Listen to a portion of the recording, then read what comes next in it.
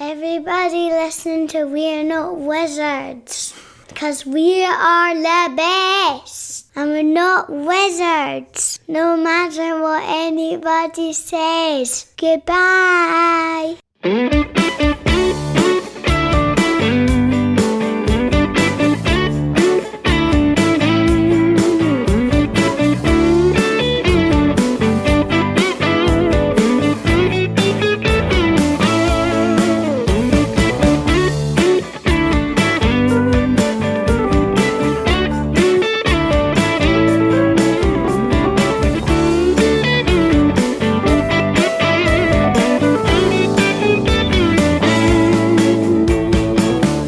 Hello and welcome to another episode of We're Not Wizards. My name's Richard. I'll be your host for the Puppy Armageddon.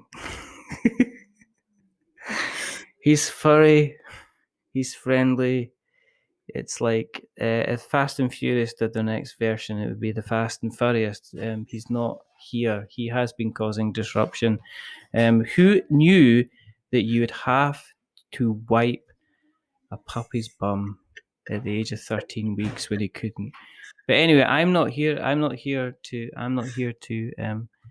explain to you or even mansplain to you about how to be looking after animals. I'm happy, but I'm not in any kind of funk or maybe in any kind of Funko. I wish I was a little bit more wise and potentially a little bit more wicked, or maybe a bit both wicked and wise.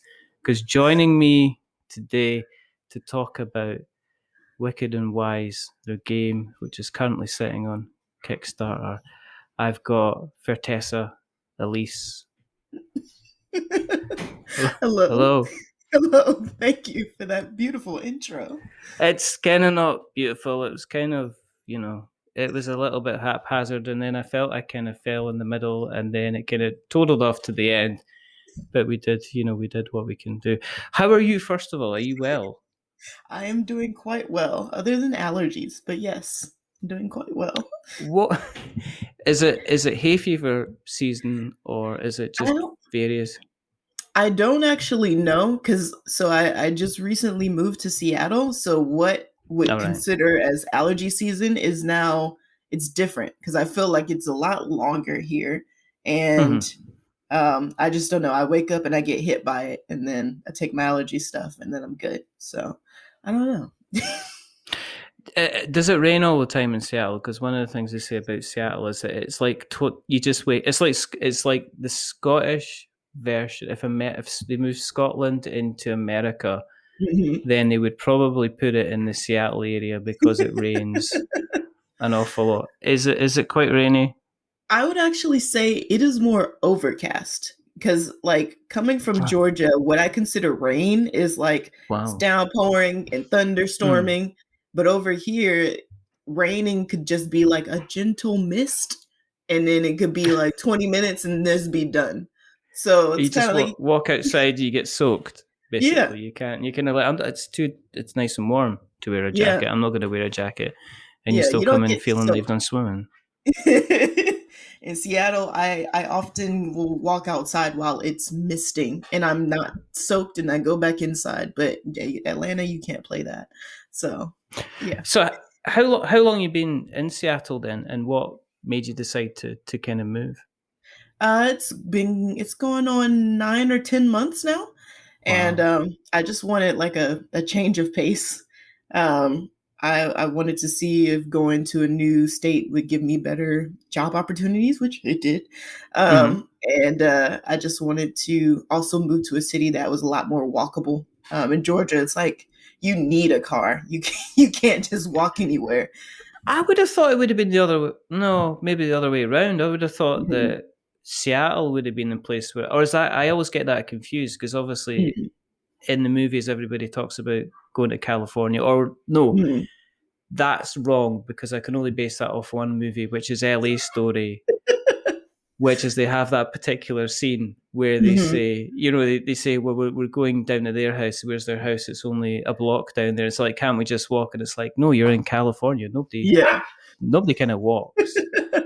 I can't speak to California, but I can definitely say from where I live, there are 3 grocery stores in walking distance, 5 Wow. bakeries, and I don't know how many restaurants. But in Georgia, there was maybe 2 eateries in walking distance in the gas station.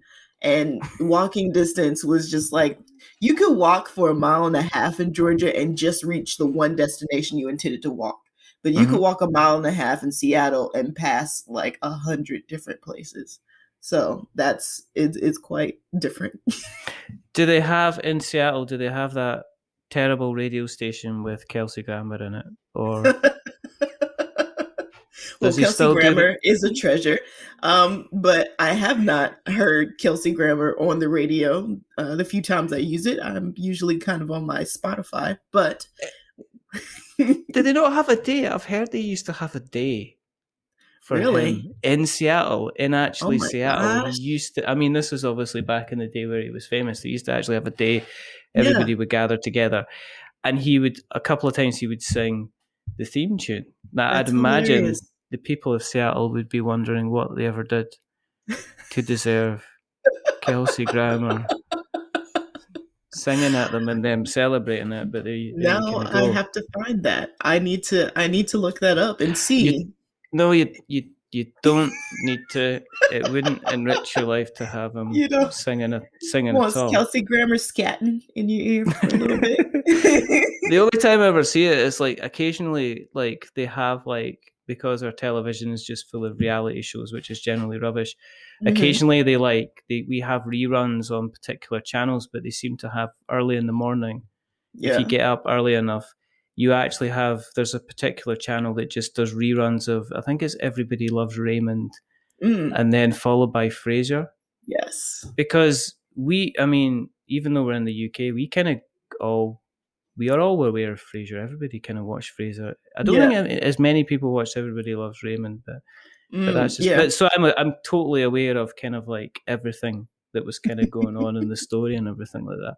Yeah. So were you a Georgian born and bred then? Did you stay in Georgia kind of all of your life then? Well, up until obviously when. Yeah, I was born and bred in Georgia. If someone wanted specifics, more Atlanta-ish than any other part of Georgia. And then I did go to school in Florida for 5 years. Wow. So that was probably the only other time I lived outside of Georgia. And I take it as soon as you got the chance to move out of Florida, you were I went right back home to Georgia. Yeah. I'm good. I'm good on my Florida quota for a minute. For the rest, you're good for the rest of your life. In terms of your relationship with like kind of tabletop, where did that kind of step in? Did you play games from a young age, or is this something like a lot of people did that somebody went? Because I see you've got Catan on your shelf. Yes. So I'm wondering if that's you just trying to brag and say, "Look, I've got Catan on my shelf," or because you can measure it. Because if you look on the other side, you've got code names. Yes. So they're actually, it's really interesting because I would look on Catan on one side as being like a game that got people into the hobby like 15 odd years ago. I'd see Codenames as a game that was getting people into the hobby maybe 4 or 5 years ago. So it's kind of interesting that you've got the kind of like the double side. Yeah. But from your side, growing up in Georgia, what was the kind of the tabletop experience? Was that something you got into quite early, or was it something you got into kind of later on? So I got into games at an early age, but I got into the hobby about 4 years ago. Wow. My parents, or my mom and my granddad in particular, they would play games with me as a kid. And that was my way to kind of have a fun social interaction with them. So I always had a love and appreciation for games, but they were usually card games like solitaire or spades, things like that, or board games like Monopoly, Risk, those kind of things. Yeah. Even Taboo.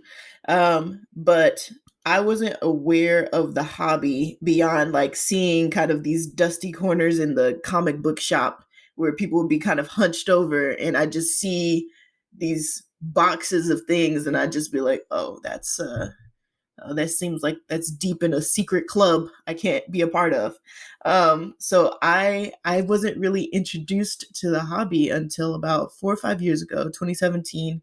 Wow. I had some friends who also enjoyed board games, and we were like the only adults we knew that enjoyed board games. So we decided to meet up like once a month to play, and they started buying different games like Betrayal House on the Hill and Sushi Go, which are still, you know, kind of mainstream games. Yeah. But as we were exploring that, one of my friends was just like, I want to make my own board game. And when she did that, that got the wheels turning in my head about like, what would a board game look like if I made one?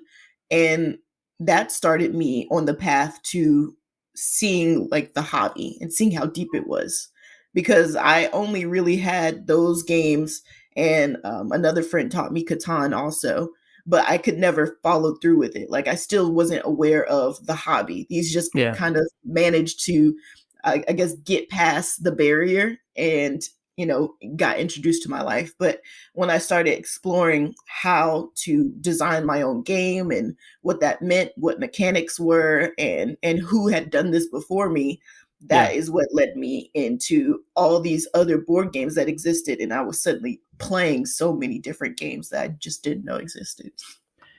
So in terms of like when you were at kind of like school and stuff like that, were you always quite creative? I mean, did you go to like college, university, places like that, and were you majoring in the kind of the creative side of things yourself? Yeah.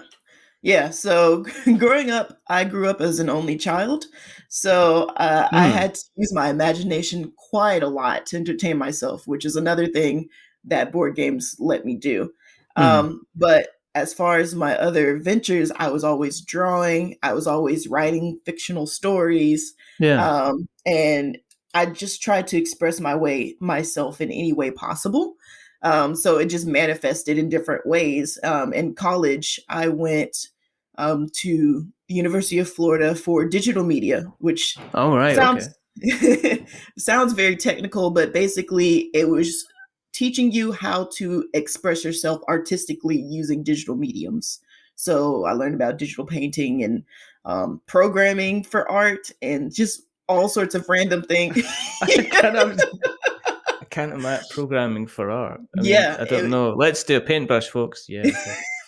It was very emo and very like trying to do it to also get a grade is a very interesting mixture. But I was in everything, even video editing. I make these videos and try and express myself and all sorts of things.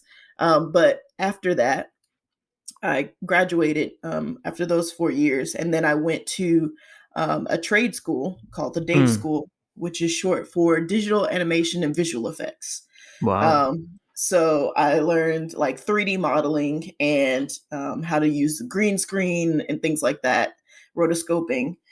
And I thought I was going to get a career in like the visual effects field for film and TV. So that was super interesting to me for some years. And whenever I got out of that, I was also trying to do my own video editing, and I got into photography. And it just constantly kind of evolved, but I never quite found my foothold as I, try to get employment with those things. Did you go into the physical medium then? Did you? I mean, if are you a doodler? Yes. If you were on a call to somebody and it was like kind of like wasn't exciting, not obviously like this, which is obviously super exciting, because I can notice you're not doodling at all. But if you were kind of at a meeting, would you end up kind of going, "I'm just drawing. Here we go, just a cat." What was that? Yeah, that's really interesting. Would you kind of like be a doodler and draw and stuff like that? And do you enjoy using the physical medium as well? Yeah, from a child to now, I still do it. And it's not even whether something is super interesting or not. I mean, if something is super engaging, then yes, but my brain will kind of stall out, kind of like a screensaver on a computer. If it's not engaged enough at a certain point, it would just go blank. I'm terrible at that. Absolutely. And I don't know if it's because people are always at me and they're going like, it's maybe an ADHD thing, but Yeah. it's like if you're not grabbing my attention, I'm two things. Yeah, I will wander. I'm not very good at feigning kind of interest in something. Yeah. If something doesn't interest me, I'm just like that. Okay. It is, I think a form of ADD, and the doodling, like I can doodle and listen at the same time because the doodling is engaging my brain. And yes. So I'll do that. And I'll also start writing characters, like Hangul is the Korean characters. So that also engages my brain too. Wow. And then, the meeting will be done like, Fertessa, were you paying attention? Yep. I know exactly what you said. Thank you for allowing me to do it's like that. It's like that scene in the film Baby Driver, where Kevin Spacey's going through the plot, and your man turns around and says, "I don't think he got it." And it's Jamie Foxx. Yeah. And then the guy just turns around and recites the whole thing, and it's just like, "All right, you were kind of paying attention." Exactly. What is the creative industry? Is it a really kind of competitive market? Is that why you found it kind of difficult to get a foothold in the kind of the career? I think it is extremely competitive, but also I think that I didn't find something that I absolutely clicked with. Like, there are a lot of things creatively that I can do and that I enjoy doing for myself. But when you're doing it for a company, I think the love for that or the passion for that is what drives you to go that extra step, which makes you competitive. So I was never driven to go that extra step to be competitive in those fields. But when I reached board games, I suddenly found the passion that, that had eluded me with the previous industries. And it got me to go those extra steps and push my boundaries and, explore different venues, always be in a state of learning. Like all those things they tell you should be doing for a job. Like I tried to go through the motions when it came to the previous industries, but I was never passionate about it. And I didn't understand that until I found something I was passionate about. Yes, they were very competitive, but also as much time and dedication as I put towards trying to get into those industries, it never reached the passion that I currently hold for board games. Yeah, it's like trying to answer that question. You get the interview question, and they're saying, "So why should you come and work for us?" And you're kind of like, I really don't know, because I went to the guys down the street, and you're paying an extra $3,000 a year. Yeah, that's why I applied, kind of thing. Yeah, it's like you mentioned being into modern board games in 4 or 5 years, and yet looking over the last kind of 4 or 5 years, you're managing to get signed up board games signed left, right, and center. Yeah. So is there a part of you that's kind of sitting there going, "Well, this is easy. I don't know. I don't know why you're all complaining that you are all talking about trying to get your board game kind of done and help to getting stuff signed and stuff like that and you're I'm literally just getting games kind of left, right, and center here." Or was it? I mean, your first game, the first one you got signed, Book of Villainy. Yeah. I mean, we're going to talk about Wicked and Wise. I promise you. We're actually going to get around the subject that you're on about. But is it just that things clicked? Did you? I mean, because my thing on the digital thing is you can spend literally weeks putting together something in the digital realm, and it still looks rubbish, and you can't do anything with it. However, I can get like 27 pieces of white paper. I can draw numbers on it, and we can be playing a full game that I've designed literally within 5 minutes. So what kind of say like the design process for like Book of Villainy, did it just click for you? Were you just like, Tony Stark in it, moving all the stuff around and just like, oh look, I've invented time travel? No. Kind of thing.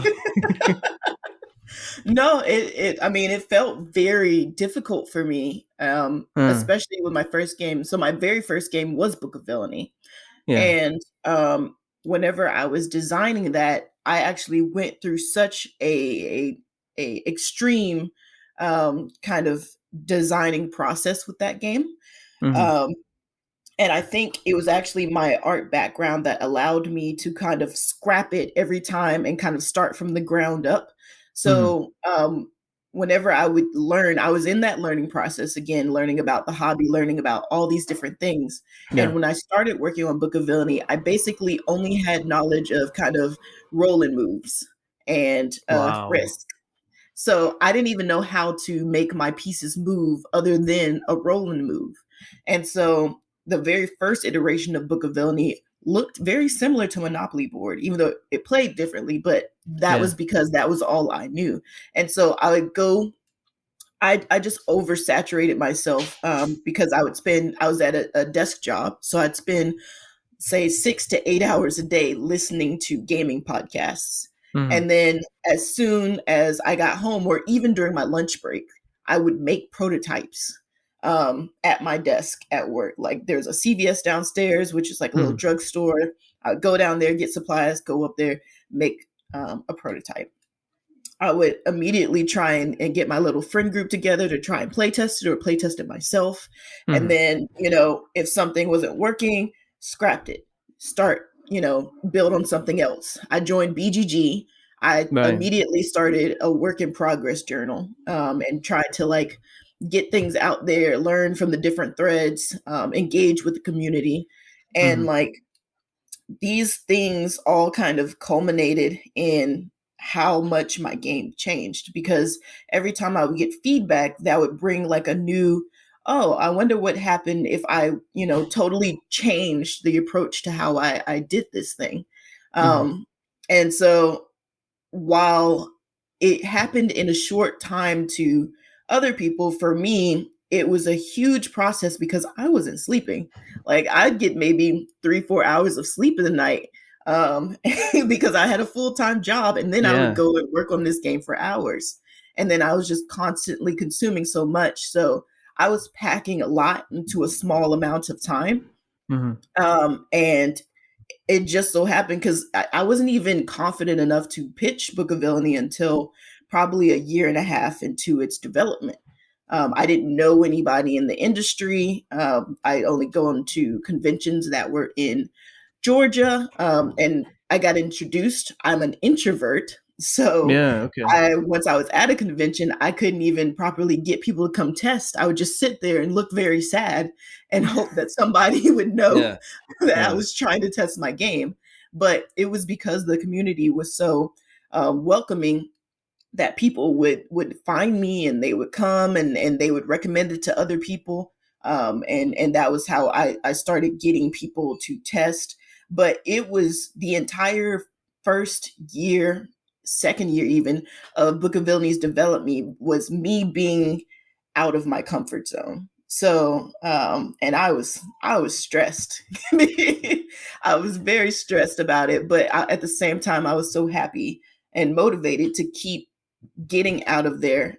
So it happened in a short time with these games getting signed back to back. But I would say that all of the work and or all of the groundwork that I put into Book of Villainy for those first 2 years paved the way for my second and third game and how Mm-hmm. they had gotten, I guess, snapped up so quickly in comparison to Book of Villainy. Because Book of Villainies was a much longer creation period.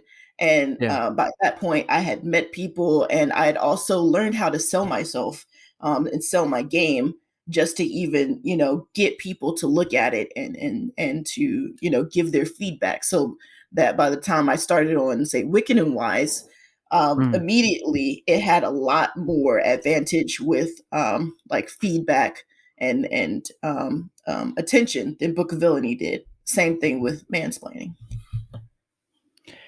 Yeah, I kind of didn't want to get into mansplaining. No, no, because am I guessing is that was that again? Was a game when you're designing a game like that? Was that must have been born out of a bit of personal experience, and say, okay, what can I do with this? Can I turn this into an actual game That one, instead? mansplaining was a very interesting challenge because it was actually I was approached by my co-designer, and he had the idea for the mansplaining game, and he wanted to try and do a co-design with me. It's my first co-design, and he was just like, "Would you be interested in making a party game about this?" And that's when I did approach it with the, "How do I make mansplaining into something that I would want to play?" Or something that would be fun. And together we kind of put our heads together, and we managed to design that game entirely digitally over a series of emails. And Wow. then we play tested it in Tabletop Simulator. But that was one of those ones you hear some designers say, "Oh, I wrote this down on a napkin," and boom, we had the game. That was one of those games that kind of fell together quite quickly, and it went through the playtesting phase a lot quicker than any of my other games, maybe because of the nature of party games. So you used to almost kind of like remote testing before everybody was remote testing, kind of Yep. basically, because before COVID, you were just like, well, I'm already doing this, and now COVID's hit. You're just like, well, just come and speak to me because I'll be able to kind of help. I'll be able to mansplain how to you It how to create actually, a game. we made it during COVID. So Wow. it was during the Tabletop Simulator. Like, me Yeah, and the co-designer have never played it in person with each other.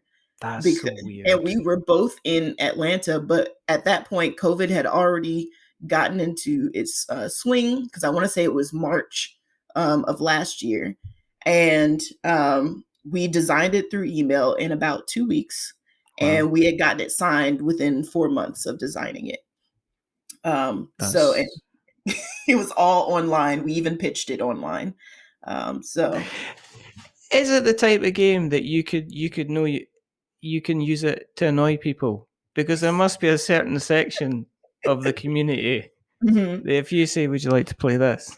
mhm, Have on the other side, have you had people mansplain to you how you mhm. should be designing your own game called Mansplain? I've had people mansplain to me about game design in general. Yes. Yeah. But with mansplaining, that one's been really, really fun. Hmm. And it actually lends itself quite well to playing digitally, like on Zoom or something. Yeah. As long as you have one person that's like feeding the cards to the other players through like a private Hmm. chat or something. But Okay. yeah, I've had the experience of being mansplained too, and that informed a lot of the design decisions about Yeah. how the game should feel, because Hmm. we don't want to recreate the feeling of the insult of being mansplained to. We wanted to recreate the ridiculousness of what mansplaining is, in that the Yeah. person feels like they are helping and they are explaining this thing that you know obviously how to do, and they're not even using the right terms or anything to try and explain how to do this thing, but you're still supposed to like follow along. Hmm. So Hmm. yeah, that definitely helped inform how we designed that. You're involved in Funko. Hmm. So what is it you're currently doing with them at the moment? So at Funko Games, I am a game producer. Wow. So that's kind of like a project manager, where we get a game and we get teammates assigned to the game. And then Yeah. we try and make sure that the game hits its deadline for whatever, all the files need to go to the factory, so Hmm. that it will get to the shelves on time. We also want to make sure that the game stays in its budget, as well as is a phenomenal game, or is the best game that it can be, Hmm. that and that it follows its theme, and we've put thought into everything possible, including just even the liner of the box, or what kind of art complements the theme. You have to think about all these smaller details. But then also, as a producer, you still get the opportunity to participate in other roles. So Yeah. I get to do game design, even though I am a game producer, and so I can help with creating the actual game itself, as well as, you know, keeping it on its timeline. With the Funko name kind of being pretty well known, Mhm. I mean, it obviously extends far out the reach of kind of like the board gaming scene. Mhm. When you're explaining to people your job, Mhm. I mean, if you say, well, I'm working with Funko, I Mhm. take it you get more people to go, oh, right, and you get a million questions. I take it as Mhm. any of the questions, can you get me this Funko Pop, this Funko Pop, and this Funko Pop? Yeah. No, the question that I get the most is they're like, Funko with Funko Pops. And then they're like, do you make games with the Funko Pops, or, you know, you guys only have like a game or two? Because they see our Funkoverse. Yeah. And that's like a mini war game with the Funko Pops. Yeah. But we make all sorts of games. And also, the interesting thing is, previously, before we were acquired by Funko, we were under the name Prospero Hall. So Oh, if you yeah, see yeah. the name Okay. Yeah. with Prospero Hall in the back, that's Yeah. also Funko Games. All right. Cool. Cool. Cool. Mhm. Moving on to Wicked and Wise. Mhm. Carla's been on the show a couple of times, Yeah. and in fact, I think one of the first or second podcasts that she did was on this show. How long was it? How long was it between you first meeting Carla and you deciding you had to sign or make a game with them? How short was it? A Planck's constant type of period of time? So I would say that I didn't even deign to think that I was worthy to work with Carla. So when I first met her, I was playtesting for Book of Villainy, and she was actually the very first publisher that I played a game with. And Wow. I was super nervous. And Carla's the best person you could ever play a game with. She's so Yeah. chill, but Yeah. I was so nervous. Again, introvert and out of my comfort zone. She's And like, probably also the best person to be nervous in front of as well. Because I think, you know, if it's like, if you're going to be feeling intimidated by anybody, I Mhm. think they would probably be the best person to be feeling Mhm. intimidated with. Because you know Exactly. that they would instantly, if they picked it up, I think Carla would personally feel kind of offended if she thought Mhm. that she'd intimidated anybody at all, to be honest. Mhm. And I from that moment on, Mm. I started to run into Carla at other conventions because we were both in the South. She's Alabama and I'm Georgia. Yeah. And we just kind of ended up hanging out because we were both wanted kind of our space when there were too many people in the halls and things like that. So Mm. I really just wanted to be Carla's friend because she seemed like a really cool person. Yeah. And Yeah. like, because we became friends, that was actually when she ended up being the very first, her and her husband were the very first people to play Wicked and Wise. Like, and it's just, after my self-play test, she played the very first version, and I still didn't have any, you know, thoughts of you know, pitching to her. I just thought that I was not on her level yet. So I just really was like, hey, would you like to play my trash game real quick? I know it's trash. I don't even have the rules written out yet. But Wow. could we play test it? Please And don't hate me. Kind of thing. But no, they played it. They were really kind, because like, I didn't even realize that I hadn't written down the rules and I hadn't explained it out loud to anyone yet.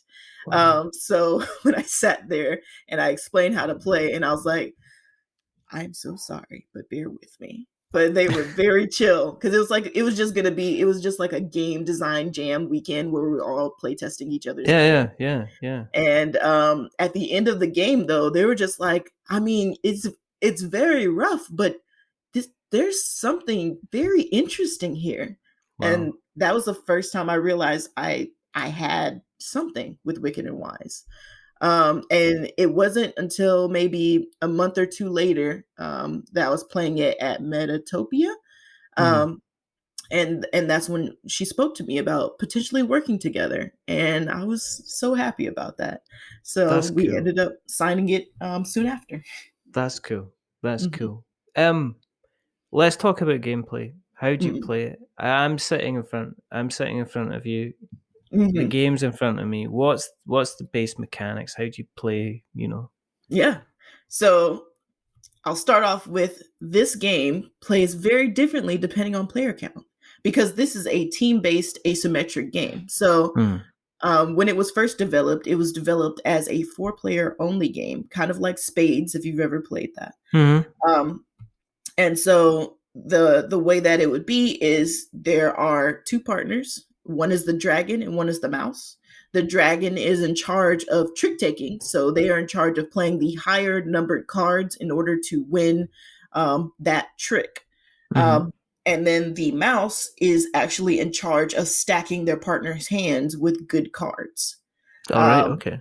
yeah. So normally, I guess if you played Spades, the trump cards or the most powerful cards are already shuffled into the deck. But in my Yeah. game, the most powerful cards are their own deck, and nobody starts with them. The partner, the mouse partner, is in charge of feeding those to their partner, and they have to use different card abilities in order to do that. So again, normally in trick taking, everybody is playing a card for the number and trying to come out on top with the highest number. Yeah. But in this one, only the dragon is concerned with, playing those numbers and getting the trick. And the partner is totally concerned with the abilities that are on the bottom of all the cards, and, swapping cards with their partner or picking up these trump cards so that they can win the tricks. The other thing is, usually in trick taking games, people are just trying to straight up win the most tricks in order to win the game. Yeah. But in this game, we have team goals. So it could say your team goal is to win exactly 2 tricks, no more. Wow. And if you do, you get a certain amount of coins. If you don't, you lose coins. Or it could be, it doesn't matter how many tricks you win, but you need to make sure that you win a certain amount with these suits. So these goals will set very interesting challenges for your team to meet. And if you do, you get the reward. And if not, you get the consequence. And you can also kind of stop other teams from doing that as well. Stop other teams from meeting their goals. So Right. that Okay. that is kind of the flow of the game. The ultimate purpose of it is your team is trying to get the most coins at the end of the game, because dragons love gold. Um, Mm. and I say that it plays differently on player count because, it's originally a team game, but when you get down to the 2-player count, which we're really proud about this, we have created a dual role that allows you to play as both the dragon and the mouse. And that one is like a very high strategy mode where you and the other player are playing as the dragons, concentrating on the trick taking, and you share a mouse hand. So you share the cards with the abilities, so you can kind of see what they have available. Same, they can see what you have available, and you can kind of arrange the cards in a way that can screw over the next person, because you have to follow suit. And that uses a lot of trick taking terminology, so that may be very confusing, but um, basically the 2-player is more of a head-to-head dueling mode that engages your mind in a different way than the team-based mode. So you want to consider that whenever you decide what version to play. But both are quite fun and thoroughly thought out. Was it a little bit nerve wracking knowing that you were going to be taking it to kind of Kickstarter? I guess a little bit, just in the general nerves for any Kickstarter. But I was just super excited to see how it would do, because it was a game that had a very unique, or has a very unique mechanic going on, Yeah. and really I just wanted to see how people reacted to that, and see, hopefully, that a lot of people wanted to try it out. especially seeing how it was brought to life because Beth Sobel did the art for it, and it's just like it always just makes my heart go pitter patter to see her art on the screen for my stuff. Yeah, it's this. It's I think for a lot of people now, just having the kind of Beth Sobel doing the art on any project is enough to make them kind of almost insta back it, just so they've got that kind of in the collection, and it also, to me, this kind of fits in. I know you mentioned dragons, but I wonder if it's the same dragon that was involved in setting anything to do with the fire in the library, because I believe that Beth was responsible for doing the illustrations on that as well. So it's almost like Weird Giraffe are bringing a kind of their own kind of multiverse kind of thing, kind of going on. Yes.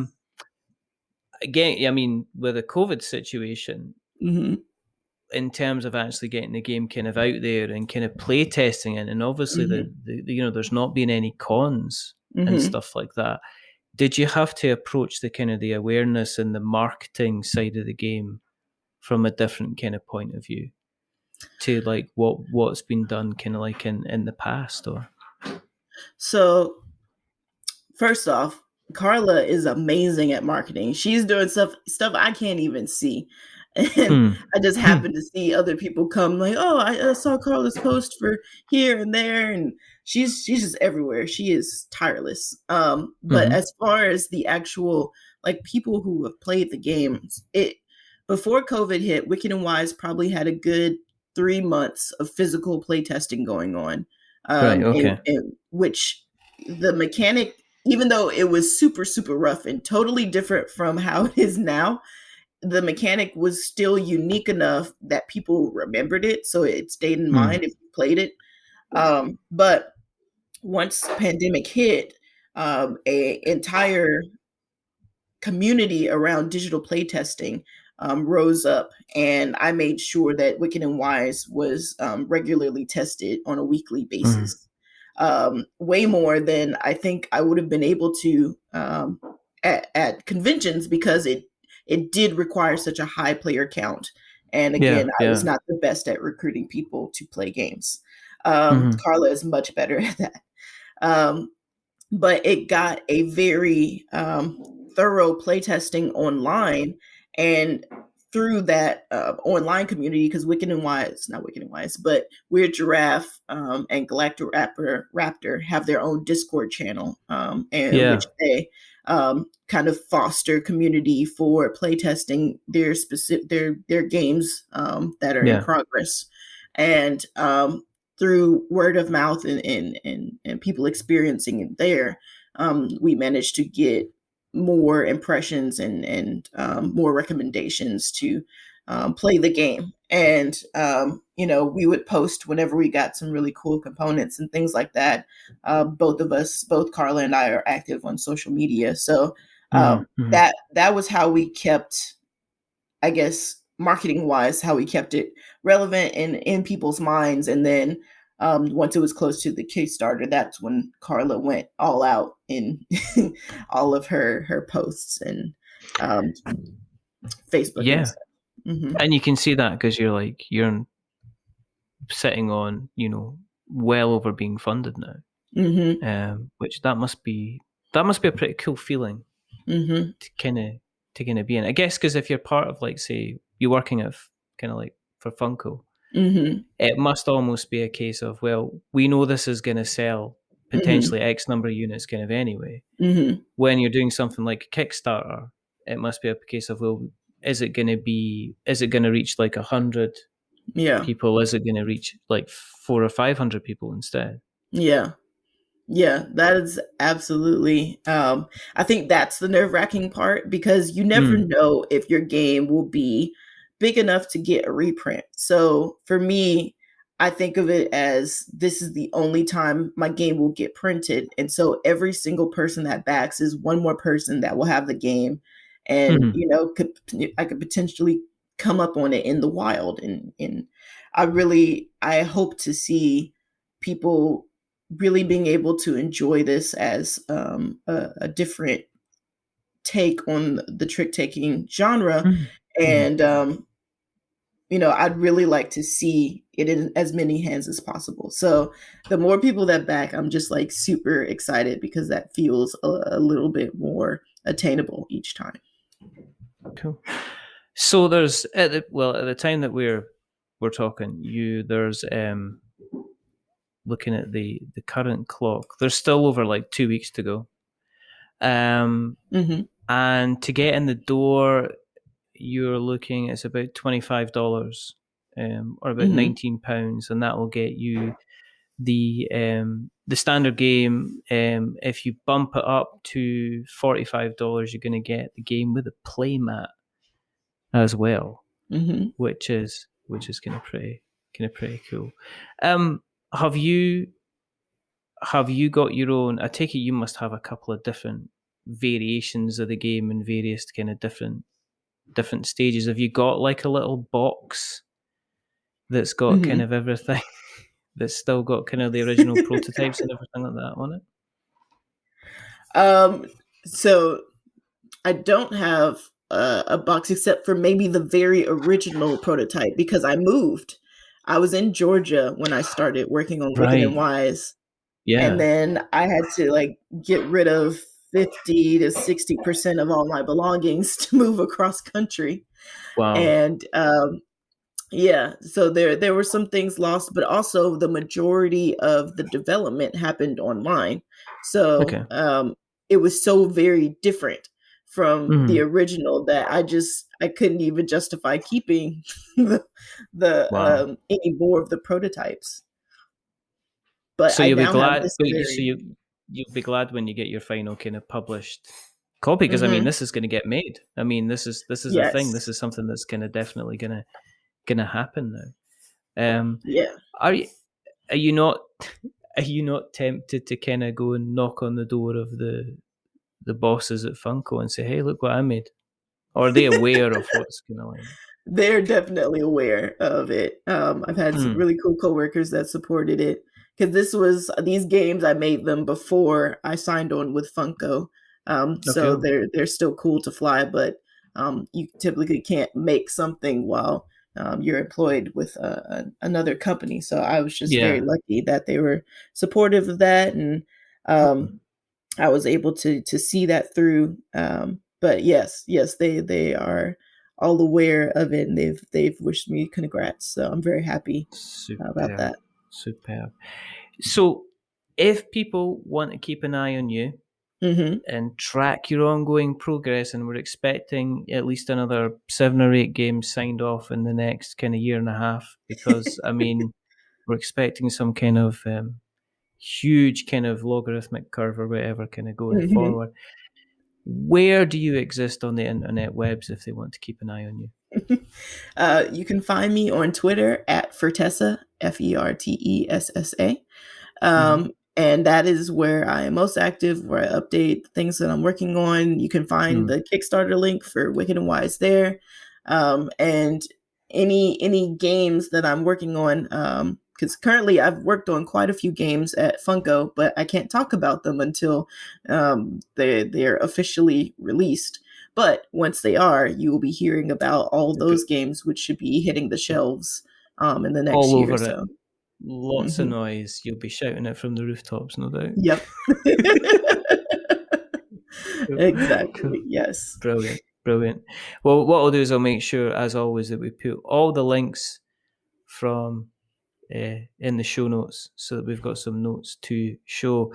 If people are listening along tonight, and if you like what you've listened to tonight, then thank you very much. The dog is now falling asleep at my feet. That's the latest update.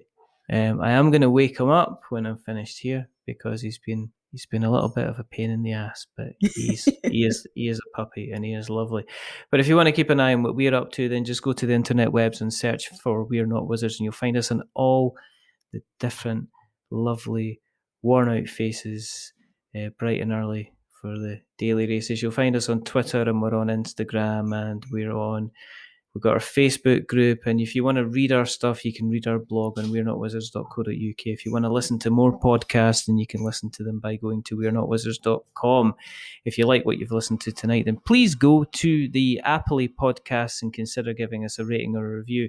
If you are going to be giving us a rating or a review, don't give me 10 stars because it just makes me big-headed and I'm bad enough as it is. But don't give me 1 star because it'll make us cry.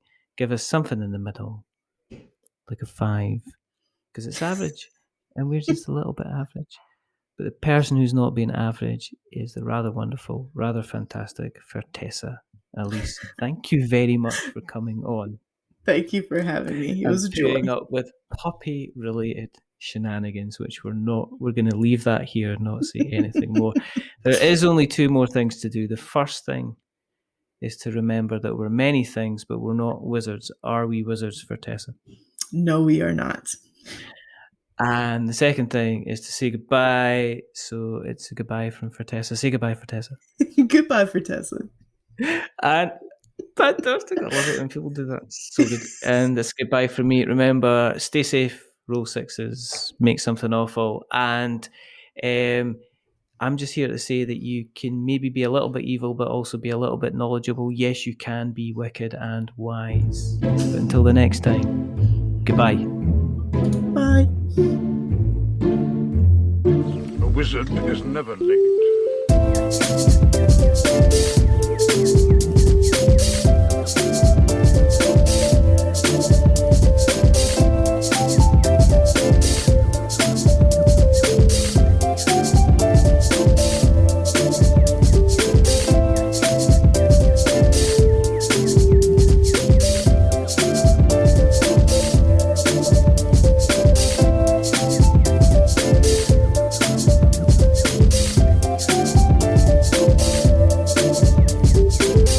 Nor is he early.